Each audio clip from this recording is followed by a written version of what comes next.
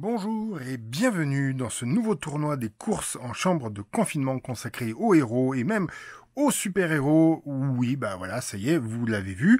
Aujourd'hui, un tournoi consacré à Spider-Man et plus particulièrement par le prisme des films que lui a consacré Hollywood avec la première trilogie commencée en 2002 par Sam Raimi, celle de 2012 qui n'est pas allée au bout et celle qui se construit depuis 2017. Chacun sera opposé à ses principaux ennemis, disons à un principal ennemi par film quand il y en a plusieurs. Et nous commençons tout de suite avec Tobey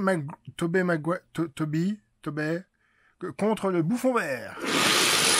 Et c'est une course facile, le Bouffon Vert se mettant lui-même hors jeu. Alors, nous enchaînons. Le deuxième film, c'est contre le Docteur Octopus. Et je préviens tout de suite qu'il n'y aura pas le fils du Bouffon Vert ni Sandman. Donc, le Docteur Octopus, qui manque d'agilité et de vélocité pour vraiment inquiéter l'homme araignée. Il laisse donc sa place pour le troisième film à Venom. Attention, ça va être plus coriace. Oh, c'est serré, ils sont au coude à coude jusqu'à l'arrivée, mais le symbiote s'impose d'un rien, et c'est logique, on sait qu'il restera toujours quelque chose de Venom dans Spidey. Vient tout de suite la deuxième trilogie, The Amazing Spider-Man par Mark Webb avec Andrew Garfield en 2012 face au lézard. Allez, prêt au départ. Oh, c'est compliqué, ça se tasse, mais ça ne suffit pas. Spider-Man l'emporte, mais que fera-t-il face à son prochain adversaire, Electro? Oui, bon, je fais ce que j'ai pu pour symboliser les méchants des films, hein. Donc, m'en voulez pas. Oh, encore une course au coude à coude avec du contact physique et un très beau final. Pas de troisième film pour Andrew Garfield. Alors, voici arrivé, vous l'attendiez tous, Spider-Man Homecoming par John Watts avec Tom Holland face au vautour.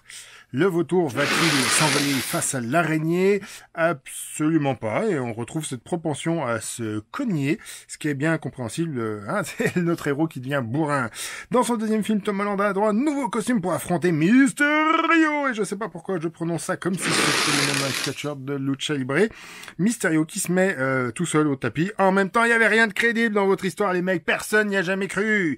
Alors, quel est le meilleur Spider-Man? Départageons déjà les deux Tom Holland. Et évidemment, ils sont au coude à coude, mais attendez qu'on revoie parce que c'est très serré, mais oui, quand même. C'est Homecoming, la petite araignée sympa du quartier. Sera-t-il meilleur que The Amazing Spider-Man pour affronter Venom en finale? Ils sont très proches, ça se joue à pas grand chose, mais c'est Andrew Garfield, et j'aurais pas parié là-dessus, mais il est jaloux d'être le seul à ne pas avoir de troisième film, qui va donc défier le grand méchant du jour. Allez, c'est parti, oh là là là, oh, il passe la ligne en même temps, non, ça se joue à pas grand chose, regardez, Venom a quelques millimètres d'avance, et comme dans absolument aucun film hollywoodien, c'est le méchant qui l'emporte.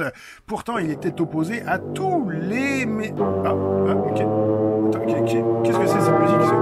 Oh, bon sang, c'est Batman! Il a tout vu! Il peut pas laisser un extraterrestre gagner, enfin, c'est juste un homme, Batman, il peut rien faire tout seul sans ses amis. Oh là là là là là, c'est comme je pressentais un Batman, Bruce Wayne n'est pas assez rapide ni assez fort, et Venom en vient à bout. Et ça se joue quand même à pas grand chose, hein. On voit que Batman était très rapide au départ, mais c'est Venom qui l'emporte et qui... Oh bon sang, une bagarre générale qui éclate. On se retrouve jeudi, à vous les studios.